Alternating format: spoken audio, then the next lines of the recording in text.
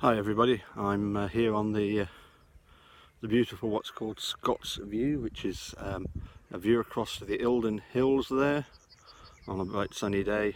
Scott as in Sir Walter Scott, who was famously the Sheriff of Selkirk several hundred years ago. I can think of a few other famous sheriffs, but maybe not that they'd like to be famous for what they've done. However, I'm going to turn the camera this way so we get a bit more of a better view of the place. There we go. Okie dokie. Put it that way. There we go. Looking down across the valley there to the Black Hill, as it's called, over there near Ulston. Okay, so very briefly, very quickly. Bad news, obviously, Brendan's case not being looked at by SCOTUS. But you know, why? Well, let's start with this first point. You know, why do I and literally thousands of others believe that Brendan's confession was coerced? Quite simply this: a genuine confession makes things clearer. Brendan's confession certainly didn't make it clearer. And remember, it wasn't just one confession, it was a whole series of interviews that he did with Fassbender and Wiegert. They don't make the situation clearer, far from it, they make it completely obscure and nonsensical. Of course, the reason why we have so many interviews is because Wiegert and Fassbender were trying desperately to get Brendan to be the star witness against Steven Avery. They were trying to get him to come up with a story and to stick to it and be able to reproduce that faithfully in a court and secure the conviction of Steven Avery. You know, as we know, all of the evidence against Steve is questionable, completely questionable, even to the extent where my friend Robert Herman, even he admitted it was all questionable. There's no doubt about it. It was questionable. It is questionable, and Zellner is going to get to the bottom of that.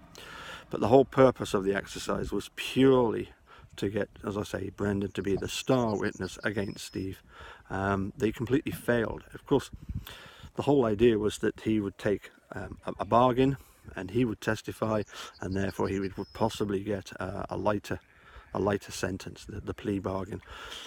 Ultimately, of course, that was never offered because Brendan could never stick to one story, and in the end, they decided not to put Brendan on the stand in Stephen's case. But of course, Dean and Jerry had already got an expert ready to explain everything that had gone on in the confessions, all of the coercion, which again we didn't get to. Which, juries didn't get to hear at that time. It's only now that we know about these things. It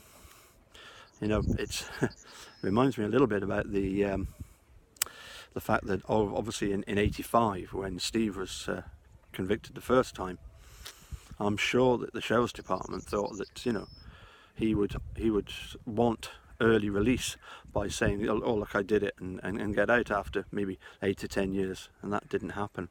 And it's the same here. Brendan wasn't capable of lying. He was capable of guessing. Yes, he did a lot of guessing.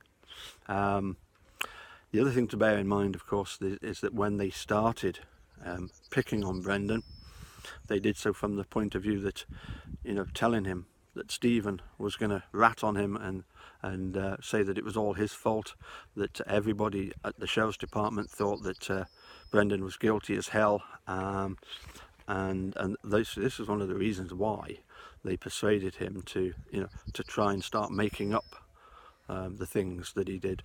Of course, it wasn't really a case that he made them up. He was fed things by Wiegert and Fassbender, which he then was happy to parrot back to them. Of that there is absolutely no doubt. As I say, a confession is meant to make things clearer. It is meant to shed new light on things and explain what happened. His confession does none of that whatsoever. So anyway, that's 5 minutes up. I wanted to stick to just 5 minutes, a little short video that, you know, if you ever wanted to quote this, then you can just say watch these 5 minutes. That'll explain a little bit about Brendan's coerced non-confession. It was purely his him trying to guess at it. I suspect as well that, you know, being at the age he was, we hear that he guessed at his homework. I'm sure that he thought that he could say anything, and that the investigators would then go away, find out if it was true, and come back to say to him, well, no, you were guessing and you've guessed wrong. That sadly didn't happen. Anyway, that's me nearly 6 minutes, so definitely time to say cheerio. I'll give you one last view, as I say, of Scott's view